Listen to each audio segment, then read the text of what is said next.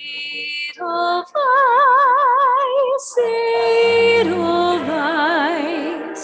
every morning you greet me, small and white, clean and bright.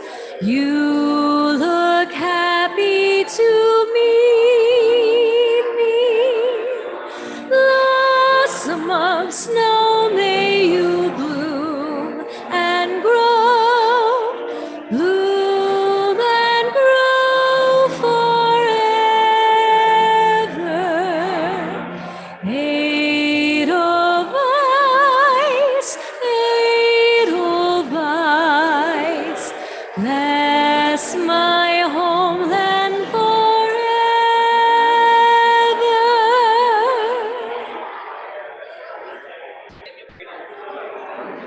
If you would have kept playing, I would come back in later.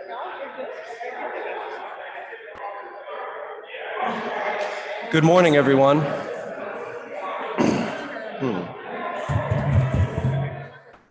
Good morning. Welcome you all to these funeral services for Florence McCool. We'll start our funeral mass in about a half hour. And before I invite you to a spirit of quiet reflection and prayer, we're going to have a few eulogies interspersed with music. All of the music that was chosen is significant and special to Florence and her life as a music lover. I invite you at this time, if you have any electronic devices, please silence them. And now please sit back and enjoy the music and the words about Florence. Thank you.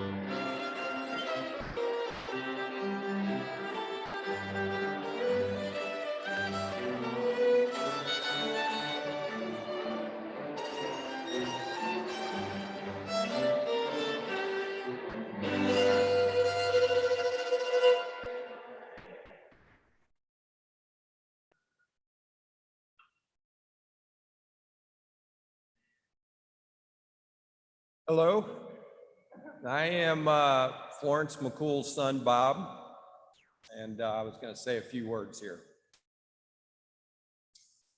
I've got a few stories and experiences that I had with my mom that I wanted to share that I felt exemplified who she was. Mom was one of the most organized and hardworking people I've ever known. Raising 6 kids definitely required her to hone those skills. Growing up, I remember how Mom used to label all our clothes and created lists for just about everything. On our family vacations to Florida before the days of cell phones, Mom purchased the AAA triptych guides. Don't know if most of you know what those are, but they were multi-page handheld maps that showed the routes to take from St. Louis to Florida. Mom would study the triptych and highlight the exact route we would take. And on our many trips to Donsey Lake, Mom made sure everything was organized and labeled. Donsey Lake was about an hour and a half from St. Louis near St. Genevieve, Missouri. We built a cabin on the lake and visited the cabin as often as we could. I remember Mom's 10 commandments. This was a list of rules Mom came up with for all of her children to follow. They included things like, thou shalt not walk on the dock without a life jacket, and thou shalt clean up your mess. I remember the rules were painted on a red piece of plywood with white letters and were placed in a very visible location. I'm not sure how well we followed the rules, but it was impressive how organized she kept the household. Mom loved to play games. Despite her calm demeanor, she was very competitive, whether it was board games or tennis. Tennis was a sport she really enjoyed, and she became one of the top doubles teams players in all of St. Louis, winning many competitive doubles tournaments. I remember how frustrated Dad would get when playing with Mom. She beat him easily, but was always very gracious in her victories. She was instrumental in encouraging me to play on the high school tennis team. And I practiced with her just about every week. At first, she easily beat me, although I think she allowed me to win some points just so I didn't get discouraged. It took me many months before I was finally able to win a match. I think she was as excited as I was when I finally won. I always enjoyed our tennis matches. When it came to her kids, Mom had the patience of a saint. When Dan and I were around 9 to 10 years old, we became interested in the fish at the local pet shop. We rode our bikes to the shop at least weekly and were very excited when we saw they were having a sale on all their old used fish tanks. We had saved up enough money to take advantage of the sale and buy some tanks and some fish. Of course, we failed to mention this to Mom.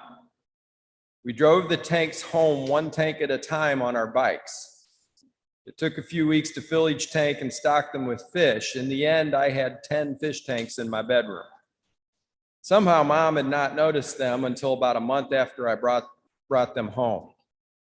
I remember her walking into the bedroom with a shocked look on her face when she first saw the tanks. In a calm voice, she said, "Where did you get these fish tanks?" I explained the whole story to her, and her only response was, "Well, that explains why this month's electric bill was so high." She never told me I had to get rid of the fish or the tanks. I believe her support of my love for animals helped me reach my goal of later becoming a veterinarian. Mom was always very kind, gentle, and conscientious. She helped us with our schoolwork and could type our papers with crazy fast speed. She cooked gourmet meals, cleaned up messes, and did our laundry. She was always very polite, had impeccable manners, and rarely spoke a cuss word. As a matter of fact, the only time I can recall her speaking a cuss word occurred immediately following a surgery she received while we were still young. When she was awake enough from anesthesia, we were all allowed in the recovery room to visit her. We asked how she was doing, and she said, "I feel like sheet." Dan quickly corrected her, explaining the proper pronunciation of the word. and said, "Mom, if you're gonna cuss, at least do it right." As both Mom and Dad got older, I used to visit them every time I came to St. Louis to check on our veterinary hospitals. Usually we went for hikes on the Katy Trail, went out to eat dinner, enjoyed many conversations reminiscent about the past. We also met in Jackson Hole, Wyoming, once or twice a year for some very memorable hikes.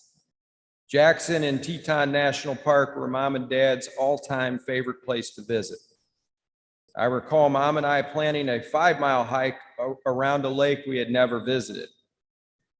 It was in a location where there are a couple lakes located near each other. Unfortunately, we didn't realize that our 5-mile hike was actually a 12.5-mile hike around a much larger lake. Fortunately, we were having so much fun taking photos and identifying every flower we came across that we didn't realize our mistake until we were over halfway around the lake. We were laughing hysterically by the end of it and never forgot that experience. Those hikes were some of the most cherished memories with Mom. In summary, Mom played a very influential role in my life. She taught me how to cook, how to play tennis, how to be kind, caring, and patient, how to stay organized, how to work hard, how to compete but yet remain polite and composed, and how to love unconditionally. My brothers and sisters are very fortunate to have been born into a family with such an outstanding mom. She was the best of the best, and I will always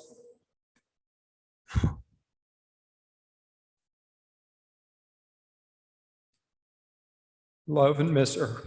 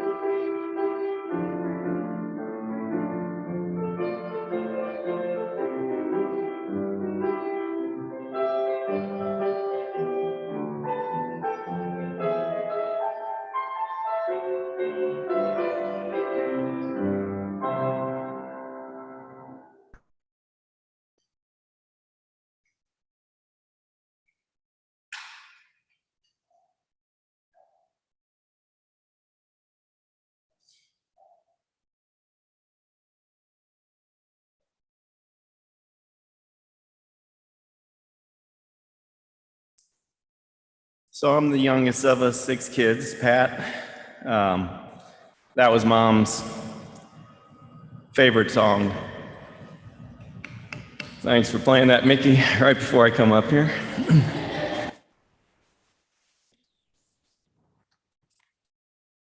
So all of us kids recently got together with Father Mitch and shared some of the memories that we had growing up. And not surprisingly, we all recalled Mom's kindness, her unselfishness, her devotion, the love for us kids, her love for Dad, and her love for her brothers and sisters. We all remember Mom's talent and love for all things musical.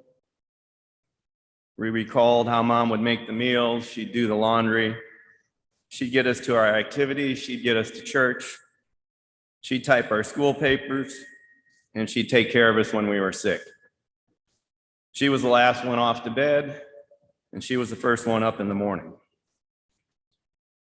It's amazing she could do that to stay on top of all those things. So I'm not going to go into detail on all that. You'll hear that again, and you've heard some of this through Bob, but I just wanted to share a couple memories that I had of Mom, and they center around something that maybe wasn't immediately apparent when you met Mom.